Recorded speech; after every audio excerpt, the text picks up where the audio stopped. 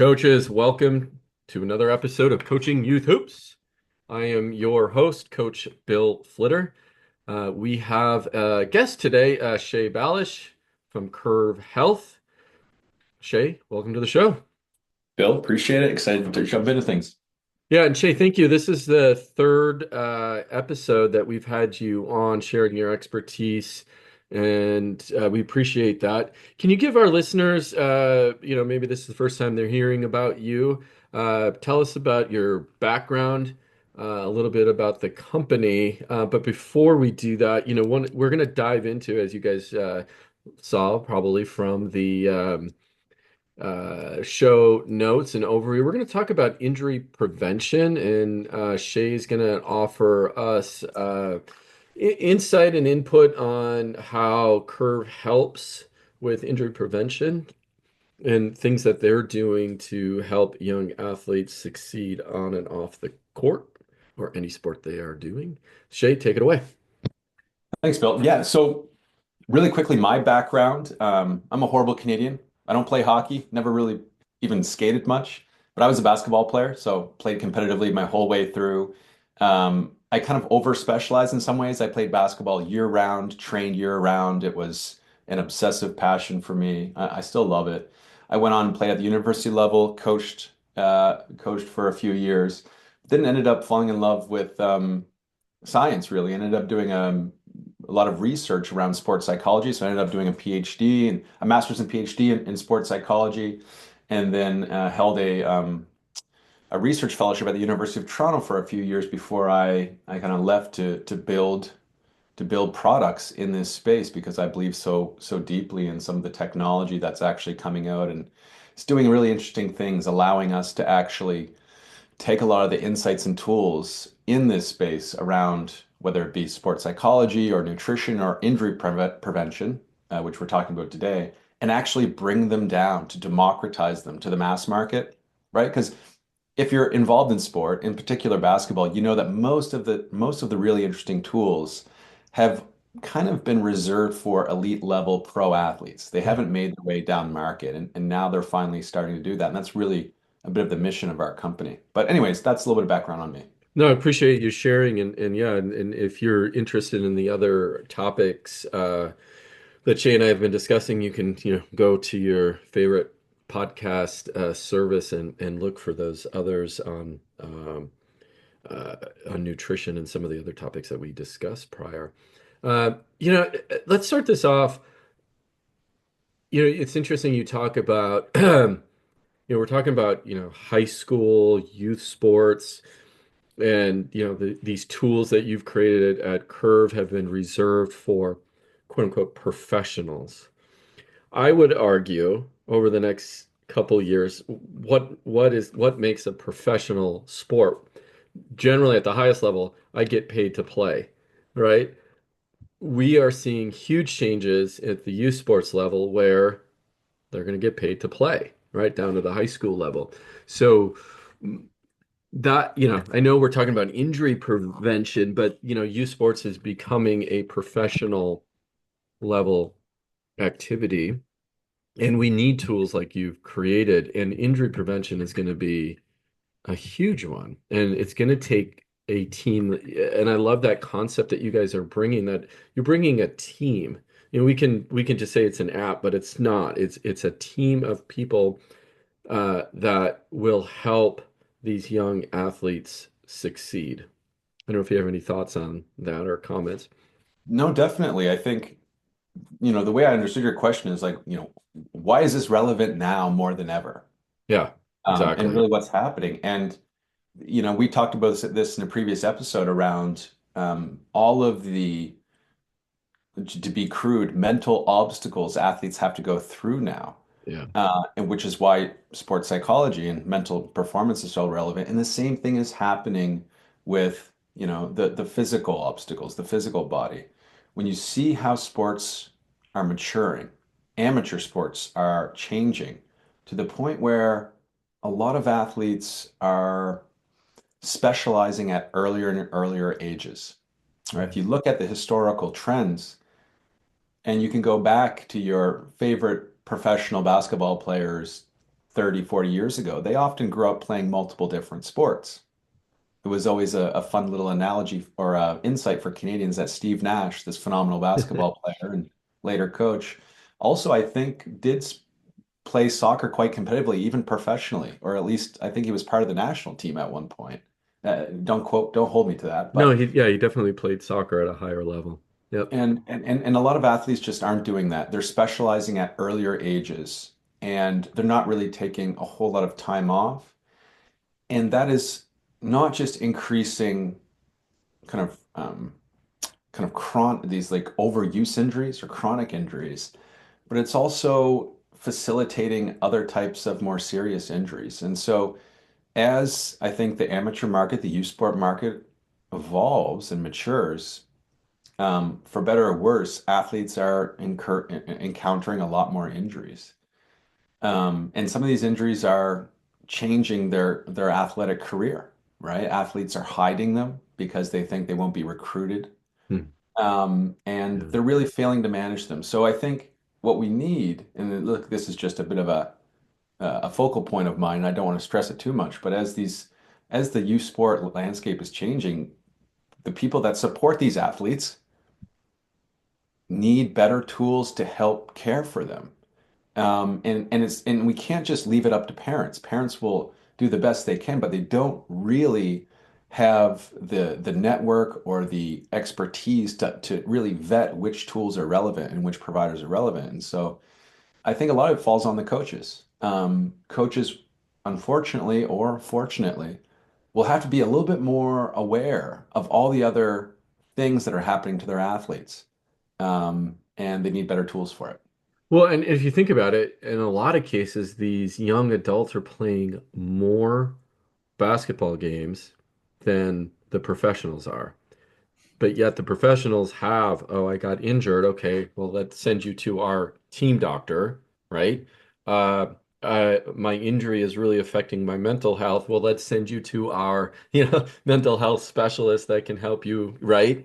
Oh, now you got to worry about, nutrition, right? And so it all ties together. And that's what I like about what you guys are doing is you've recognized that need to bring this team to the athletes at a very, again, reasonable cost, which is very exciting as this market continues to evolve and grow. But my question here is, as I think about injuries, what are you seeing on the basketball side? If you can maybe speak to that a little bit of where are you seeing the most, or what types of injuries, and of those injuries that are kind of maybe like in the top three as a coach, what can I do to prevent or help or at least slow those injuries down, so to speak, right? Yeah. Obviously I don't have 100% control over that, but maybe there are a few things I can do. Yeah. Well, if you take the excuse me, two ways to frame it, we can try to prevent injuries or we can try to manage them like post-injury. And the post-injury management, in basketball in particular, has changed quite a bit. Concussions have seemingly always been a problem for other sports than basketball, but we're starting to recognize now that there are a meaningful amount of concussions in basketball.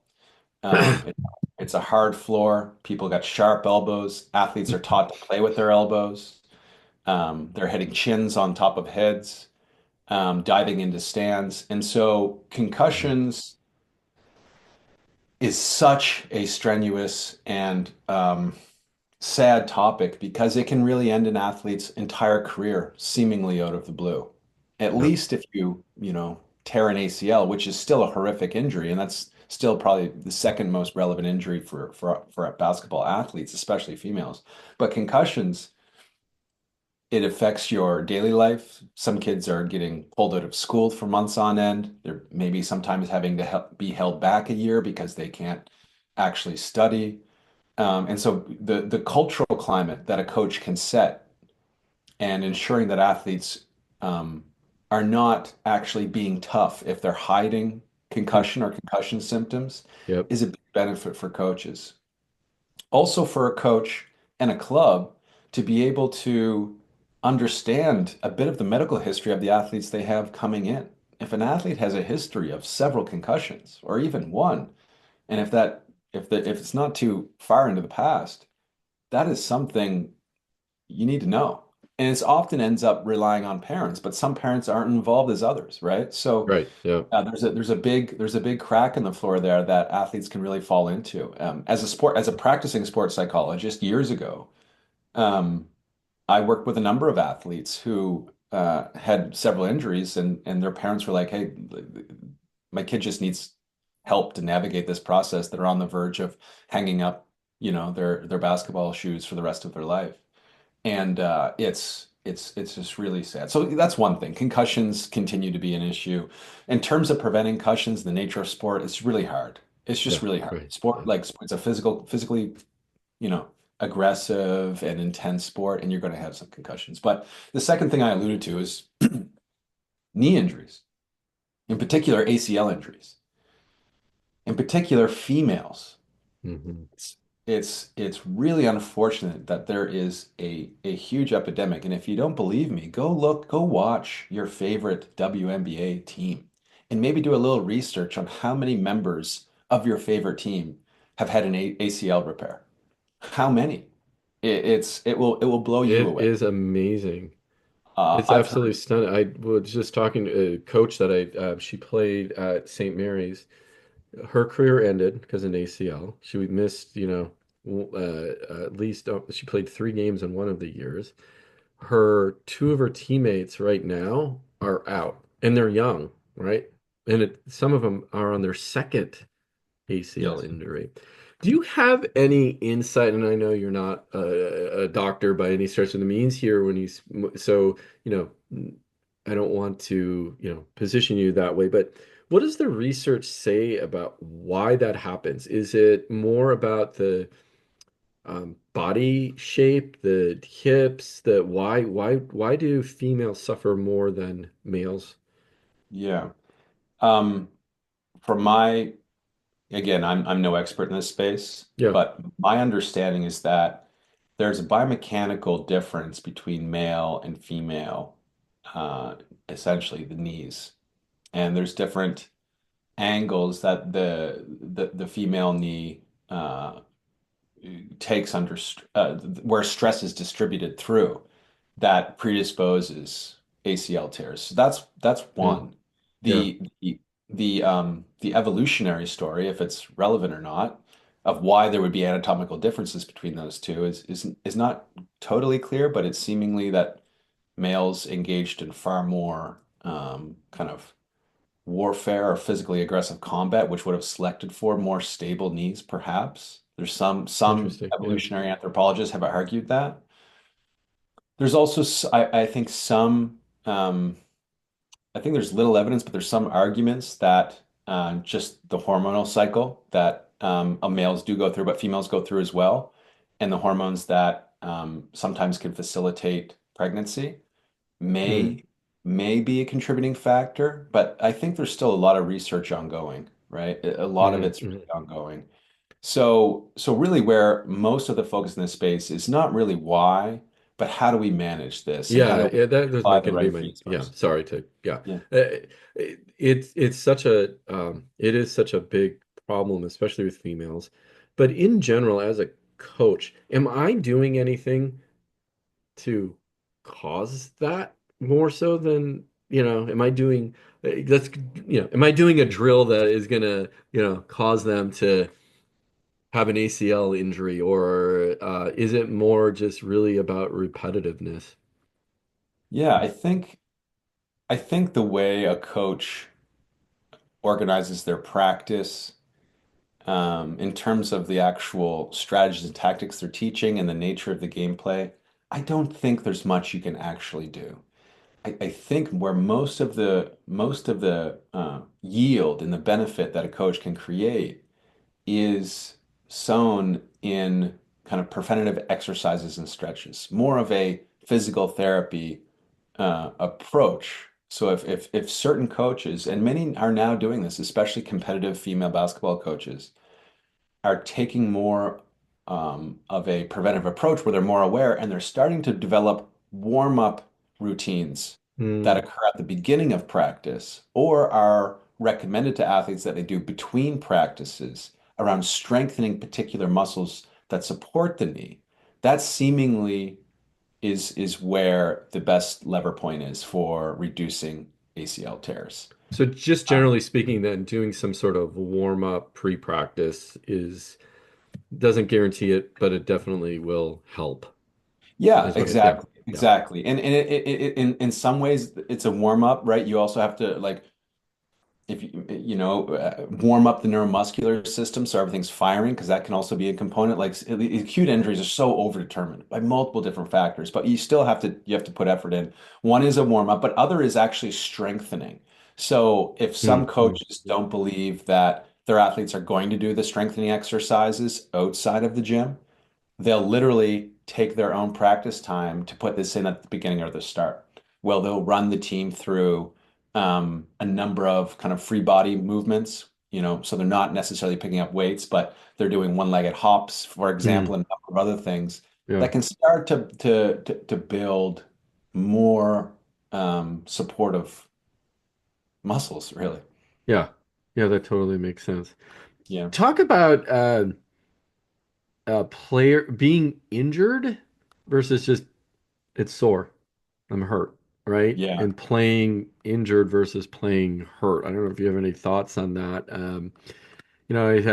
I had an assistant coach when somebody would get hurt, he would ask them a series of questions, and I'm blanking on exactly those questions to determine if they were injured or hurt, but he did it routinely. He actually was a firefighter and a police officer in his past life, so he had the right questions to ask. But I think that is how do I know as an athlete or as a coach if I'm truly injured or I'm just it's a little sore, right? Right. This is such a complex topic because, Yeah. I applaud people that have tried to regiment the system a little bit where they'll go in with a number of questions like you mentioned, but a lot of it often isn't sufficient, right? So you have to understand the athletes that you're working with. You have to know their personal characteristics, which ones might be lying to you, exaggerating, trying to tough it out. In the Mm. same sense, a lot of coaches, and this is their job, is to help an athlete, show an athlete that they can move beyond their limits. And you may have a young athlete that is overly scared of injuring themselves, which is then hampering their performance. And so you also want to show that athlete how to toughen up. I'm not saying that there's never an opportunity to help an athlete build their own toughness, right? We don't want to rob athletes of feeling tough and powering through when necessary Right. because some things need to be powered through. So it really is a complex dance. And I think a lot of researchers in this space, and especially the academics, will come in with not the most practical view. Well, they'll just say any risk is too much risk and pull the athlete Mm. out, sit them down. And you're also, that is also robbing them of some of the experiences and maybe creating a culture of fear as well. So it's such a complex dance. My recommendation is to get to know your athletes really well. If you're a coach, you probably should. You probably should understand on a case by case basis the potential injury, the way an athlete would respond to injury, and how you can actually assess if toughing it out is the right move or it's the wrong move. And it is a dance. In terms of actually pulling an athlete off the court, I think a lot of coaches also forget that, these athletes are autonomous agents. They're human beings. They should have some say in Mm. their process as well. They have their own risk tolerances. The parents have their own risk tolerances. So balancing all the various, you could fully understand the injury risk of an athlete, but everyone could be fully on the same page around what slight injury the athlete has. But because of the risk tolerance between the parent, the athlete, and the coach, there could be a meaningful disagreement. So setting up some of these expectations or setting almost a policy in your team that you communicate to parents around how you handle injuries will be really important. And ultimately, I think this is where coaches can better interface with their parents, say, look, this is how I tend to handle injuries. Um, this is where I think I'll be pulling athletes out and moving them Mm. through the That's a good process. This idea. is where I Yeah. feel most comfortable. And it also allows the parents to feel more involved So they're not complaining. As we all know, the parents complain so much. So when you build I have that no relationship, idea what you're talking about, Shay. yeah, I had no idea. They Yeah. don't. Oh, that must be a Canadian thing. They don't complain down here in the States. So, Yeah, I bet. uh, I had a good question here for you. Oh, ankle braces. It's been a long time debate, right? Wear them. Some people say if you wear them, it'll help. Some people say they cause weak ankles, right? If you do wear them. Um, so does the research point one way or the other? I do not, I'm not familiar with the literature on that topic. Yeah. In my days of coaching and playing competitive basketball, I've played with athletes that just wore them constantly because a series of ankle injuries they had, um, stalled their career and they just never want to take that risk again. Um, Yeah, braces are tough, right? Because you could also, mandate knee braces as well. Yeah. And you can go through the whole process and then all of a sudden knee braces are actually causing injuries on other athletes when they're bumping up against them. So it's a really tough play. And I tend to try to look at things and evaluate them as like, is this a Band-Aid or is this actually going to like solve this problem that we have? Mm-hmm. And oftentimes, braces to me are a very useful tool, but you use them, I don't want to say as a last resort, but after you've done the real work of strengthening your body. So again, if you're playing basketball year round, you're moving in particular ways and your muscles are they're getting strong in some ways and kind of weak in others because they're not being used in those other ways. Or the proper term is there's creating imbalances. And Yeah. you can try to rebalance the muscles in the lower body, for example, to handle those issues, then and that doesn't work, then maybe braces can be a good idea. But that's my personal opinion, not a professional opinion. Yeah. Yeah. And a lot of times it does come down to preference, right, by the coach if they want their athletes to wear the braces. Uh, I think you touched on a subject that I think is is probably one of the more is a bigger subject or a bigger topic in this area, which is these elite level athletes, they're going to these showcases. Coaches are going to, college coaches are going to be there. It's their time to shine in front of the college coaches. So they may play through an injury, right, just to be on the court. I don't know if I have a question in that, but that is a huge concern of them concealing injuries that could then prevent them from playing long term. Um, and I guess that it comes down to the coach to say, okay, we got to sacrifice this tournament, right? And because you may miss the next five tournaments if we don't. And Yes. communicating that to a parent to say, okay, there'll be other tournaments that, if you're in these elite level, right, leagues, there's going to be other times. So coach kind of taking a stance on that as well and holding some ground of maybe limiting playing time or but explaining so you don't have the complaints would probably be a good Absolutely. take. Yeah. Absolutely. And one of my broader realizations is look, I think anyone, if you're involved in sports at some point, you're probably a pretty confident person, right? Yeah. Especially if you're a coach and others. And you also are probably a good person. You're usually there donating your time, you're trying to help. Then the important thing to be aware of is that it you can't like coaches often want to do a lot and they do need to be more aware of the injury risk and help manage it. But Yeah. also, let's be real. The athletes, the parents, and the coaches aren't really suited to give meaningful advice. That's right. And oftentimes, if you go out and seek say, a physical therapist or even some other specialty, if they're not familiar with your sport, they also might not have the most relevant Mm, advice for you. They might have mhm. more generic advice for you.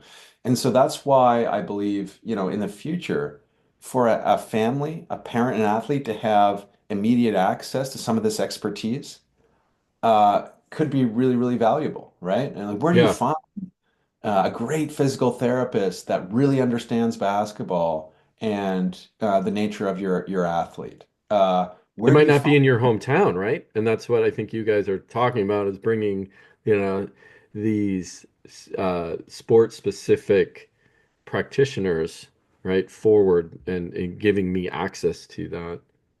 Absolutely. We go in and we meet with families and athletes, and we give that family their own, and that athlete really their own dedicated team of healthcare professionals that they can access. With that They said, often end up building relationships, yeah. and relationships continue on for a long time. And it's a reasonable thing to do. Well, and this is a good segue into what the what you're bringing to the table, what the app does. So, as we know, and as I even study this area a little bit more, you have sleep, nutrition, mental health, physical health. All of this is tied together, and typically we've always looked at it in silos, and even in the just the general medical field, right? It's like I have this issue, so I go see this specialist, and then I go over here to see this specialist. All of it is linked. At least that's my opinion. And maybe you can dive into a little bit specifics on the app, but are you looking at that as a holistic? And does the physical therapist, as an example, have the notes on the nutritionalists and the mental health? Can they see that within the app? So it's like you said, it's one team. They absolutely can work together. That's the way we designed it. First of all, when we will work with a family and we surround them with, say this family wants a sports psychologist, a sport nutritionist, and a let's call it injury prevention specialist. Yeah. Those three individuals from our company will know each other. They know they will work well Okay. together already. And they know they can converse and understand what the best course of action, how they can bring kind of coordinated care to that athlete. There, in terms of actually sharing chart notes, there's some like understandable kind of privacy regulations that really and confidentiality regulations that we want to align with. So um, we try to really leave that up to the athlete to share that. But these professionals can, talk about the best way to deliver coordinated, or if you want to call it interdisciplinary care.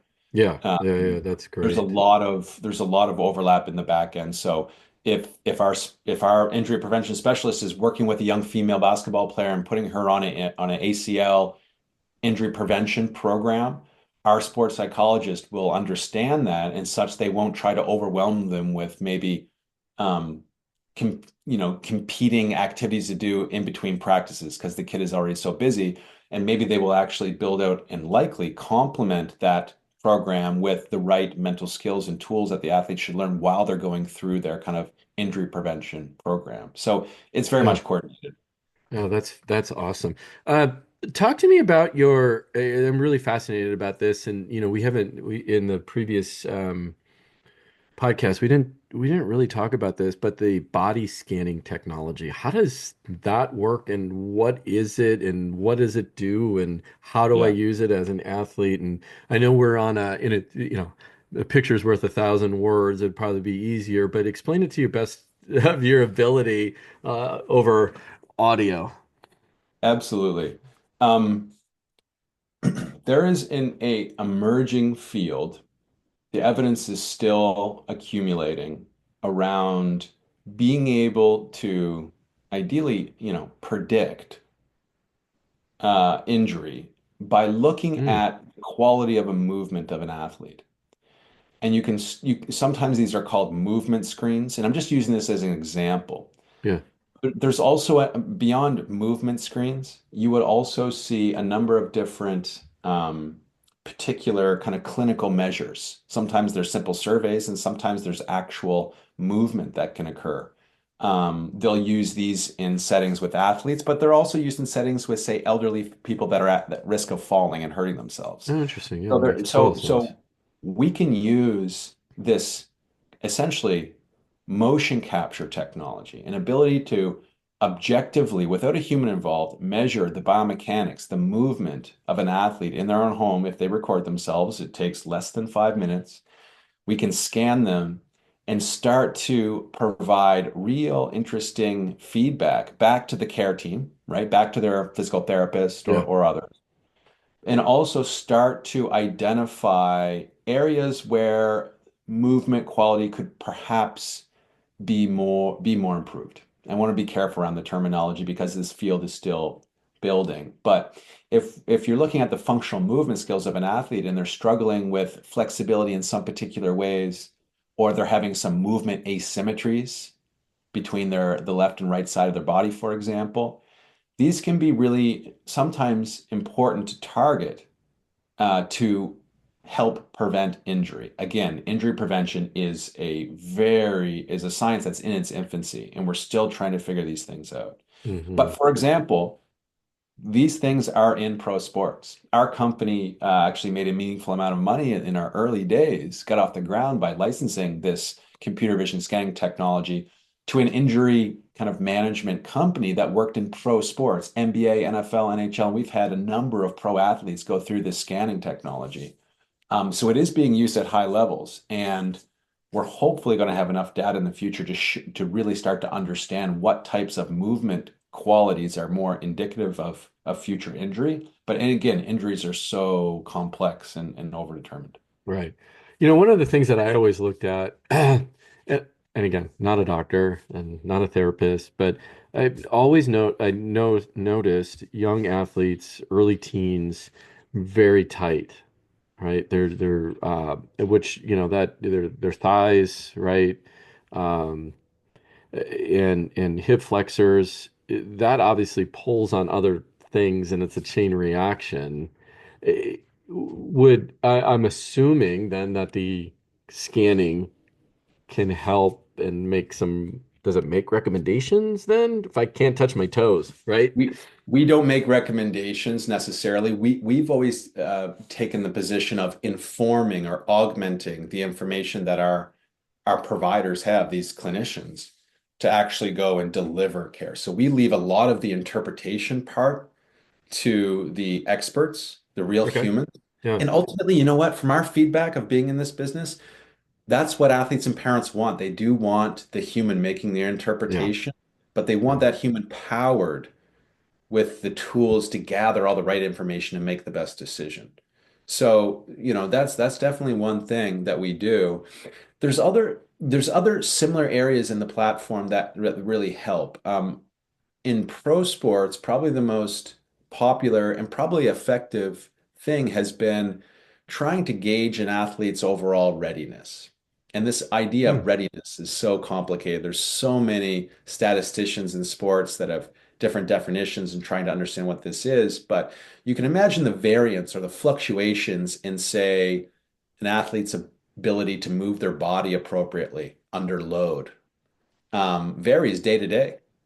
Maybe the athlete Yeah. had a late night out and they were out at a high school bar party and didn't sleep much, Yeah. right? And maybe they had a lot of stress in their nervous system, or maybe they're drinking coffee, or and these things can show up in the day-to-day measurements. So looking at kind of the temporal fluctuations in how athletes um, are measured in terms of their readiness can be really valuable. One of the biggest surprising things that we built into the app from feedback was measuring athletes' sleep. So an athlete can choose to allow the platform to have access to their sleep data on their iPhone, and that can be really informative. And in fact, our coaches use that as a coaching point to start to educate these young athletes around getting enough sleep because it actually impacts their performance and their injury risk. And then all of a sudden, the parents are happy because they have some other person, it's not the parents yelling at them or the Get to coach, bed, get to bed. Yeah. building a really healthy habit. So that's another thing that we can do with this technology. It's not always just a snapshot of where an athlete is in their general movement quality, but continuous test and retest day after day or week after week and start to provide a more of a picture of where they are in their just general readiness in their life. You know what's interesting you say, I got a Fitbit. for Christmas, right? And it tracks your readiness. There's a readiness score. And sometimes, it's again, it's new. I haven't had the, 14 days yet, right? I think I'm on day 9 of it. Hmm. And it's trending to be pretty accurate. And the readiness is like the readiness that you've recovered and you're ready to exercise. Where I see it where kind of fail, so to speak. Fail meaning Coach Bill is not ready to exercise is based on a lot of it on sleep. And if I'm not getting an adequate or sound sleep, and that really changes the readiness score. And also, when's the last time I exercise? What's my heart rate and all of that? I find that kind of useful, but at the same time, it's one of those things that's like, well, you know what? Yeah, my Fitbit's telling me I'm not ready, but this is the time I have right now to exercise.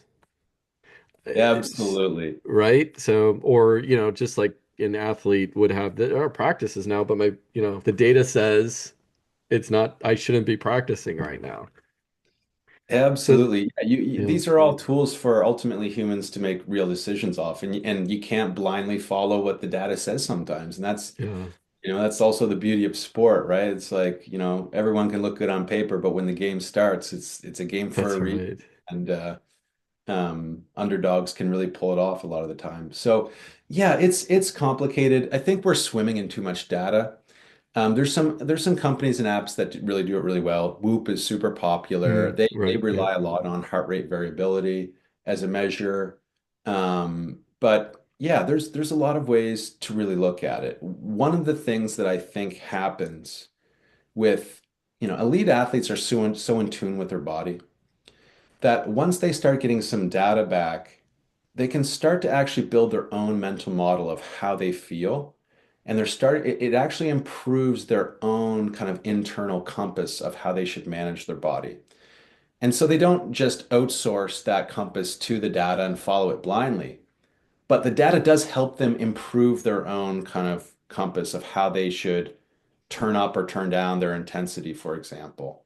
And that's where I think the data can be really valuable. If it educating the athlete and getting them in a place where they're more confident and in tune with their body and they understand where and when to push, that's probably the biggest benefit that I see. Uh, and we try to do that with the company, right? There's a huge Yeah. educational component and behavior change component to any form of health and performance. And if the athlete isn't bought in and believing in it and changing their behavior, then ultimately they're just looking for a band-aid and someone else to do the hard things for them, and that never really works out.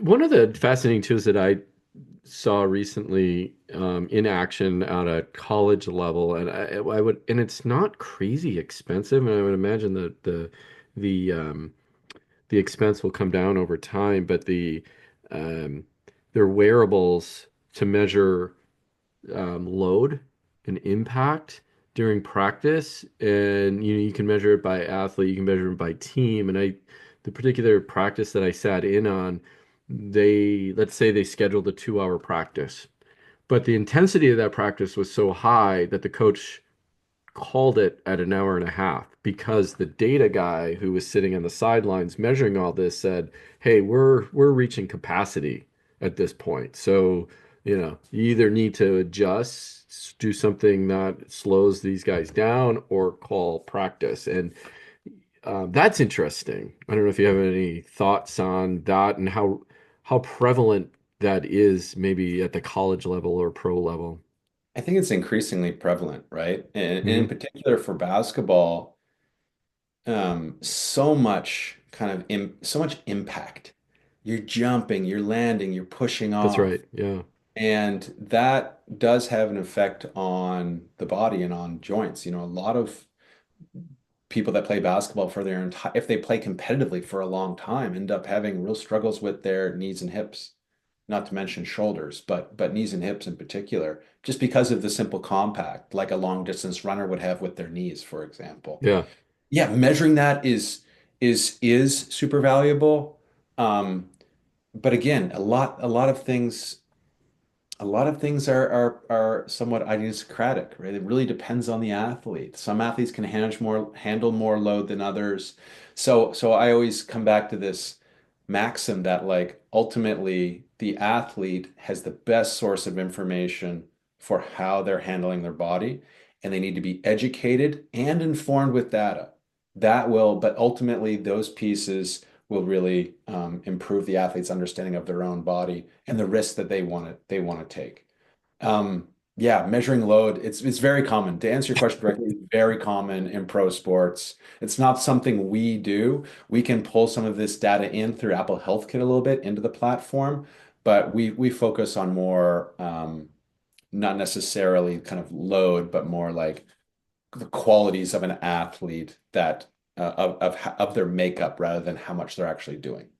Yeah, and they're the I talked to the guy who was doing this, and it's all about injury prevention. That's why they're doing it, right? And that load is, oh, do we have a game tomorrow or a game in 2 days, right? And we'll change that how far we want to push them based on, some of those variables as Yep, well. Well, absolutely. let's How many end on practices this. they're Can you scheduling. Oh, sorry. No, I was just going to say, yeah, how you schedule your practices, how close to games, how many back-to-back should you have. Yeah. This is probably more relevant information as youth sports become hyper specialized and kind of mature. Yeah, no doubt. And that, we didn't really even touch upon, we alluded to the specialization, which can cause more injuries, right? Because of from overuse using the same muscle versus, using multiple or doing multiple sports, then you're strengthening other muscles. And um well, I'll just ask that as a question. Is like, I think the data shows you should do multiple sports. Is that what you're seeing? Or This is also such a complicated question. I know, I The know. the so when you look at there's some data that suggests that the best athletes played, they sampled more than they specialized compared to some other types of athletes. That research is a little problematic or confounded by the fact that these phenomenal athletes that end up playing at a very high level are so good, likely when they're younger, that they have success in multiple sports. So they want to sample. They Mm, like they're not necessarily sampling because they think it's a good idea or they naturally fell that way because their parents put them in sports. They're such good athletes that they're good at multiple sports and thus they play multiple sports until they have one that really has seemingly a high ceiling, and then they go pursue that. So there's some debate in the literature. Um, it's kind of this like Red Queen race like issue where to compete and make the top tier teams and be on that kind of fast track to the highest level of competition, that's happening earlier and earlier. And that requires younger athletes having far more skill than they otherwise required, which is then somewhat requiring specialization. interesting. Yeah. So in some ways, it's a sociological problem. The nature of basketball, the nature of sports is requiring athletes to specialize because there's multiple tiers and teams at earlier and earlier ages. So that is sometimes, I think, a problem more generally, but it's also what's happening. I I think that it is healthy to attempt to play multiple sports, and I think parents and coaches should give athletes the opportunity to sample multiple sports, but I wouldn't withhold an athlete who starts to develop a passion to pursue that either. Where I try to draw a bit of a point of finger, I guess, is when the parent may feel that the athlete doesn't have a choice and must specialize at the earliest ages to make particular Mm, teams. And then the parent is essentially pulling the athlete along into being specialized. That's not necessarily great. There's a motivational issue there. It can lead to burnout, an athlete dropping out, and also sometimes overuse injuries. yeah, that makes sense. That makes a lot of sense. Uh, tell us about how coaches can get involved, what your app does, and who really is it for? Yeah, we what we do is we build an athlete support system for families of athletes. So we usually meet with the athlete or meet with the parent, describe what we do. We curate a phenomenal sports psychologist, sport nutritionist, injury prevention specialist, put them into an app. So the app is a vehicle to communicate with them, to work with them. Give that to the athlete and the parent. They can sign up for a very simple monthly fee. And then now they have access. Now your athlete is being coached maybe on their sleep or on their mental skills, how to handle stress, or on their injury, potential injury risk and things they can do. And a lot of this ties in together, of course. That's really what we do. We provide health and performance services effectively as a digital clinic or a digital training center for competitive athletes. Now, this is something that has always existed, right? It's existed at the highest levels, but now we're trying to bring it down to the youth level to really help these athletes and families who have big dreams of going and playing on at the next level. Well, and I think that the other thing that comes to mind too is people think this is going to be, thousands of dollars a month, and it's not. It's you guys have done a great job to keep the price reasonable. Um, and depending on the plan you get, right, it's under $100. Yep. Yep. And I think that is absolutely incredible when you're bringing an entire team of potential help, right? This is otherwise you're paying thousands of dollars for each specialist, and you guys have done a great job of bringing that together. Uh, Yeah. so if you're interested, coaches, go to coachingyouthhoops.com/health. Check out Curve. They're giving away free access for a limited time. So again, that URL is coachingyouthhoops.com/health. Coachingyouthhoops.com/health. Uh, you want to add anything to that, Shay, Well, for we're really excited to have this offer for your community. So we're giving coaches an opportunity to opt their team into this. So they give access to all their athletes free for the rest of the season. And then we built out a mechanism to give a report to coaches monthly so they can start to have a little more insight into their athletes' uh, mental skills, their nutritional habits, their injury potential, like injury risks or movement qualities they may want to manage. And it's all for free. We really wanted to give back to the community and spread this out. For us, these are software tools, and we can provide them for free and provide a lot of value for your community. Where the cost comes is really when a family, in particular an athlete, wants to work one-on-one with a real expert, say sports psychologist or nutritionist or injury prevention specialist. And that's where the price comes, but that's always optional. yeah. And Shay, we thank you again for your time and really appreciate you bringing this offer to our community and making that available. I just think it's such a valuable tool that is a no-brainer for high school coaches to sign up and at least check it out to provide some additional information for the health of their athletes.